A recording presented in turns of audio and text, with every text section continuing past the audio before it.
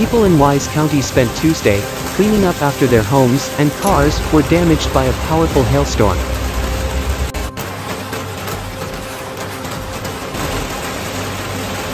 It was an active night of storms across North Texas, with storm warnings and watches issued from the early evening hours Monday and in the overnight hours.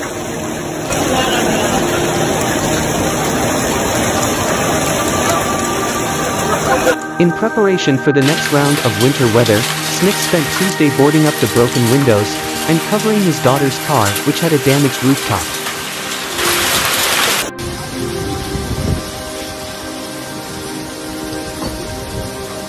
It was really loud. This was definitely the worst hailstorm I've ever seen, he said. The hailstones were probably not quite baseball-sized, but bigger than golf balls. For sure. Other hail damage was reported in Paradise, population about 500. Roofing crews were racing Tuesday to put tarps on damaged roofs before the winter storm.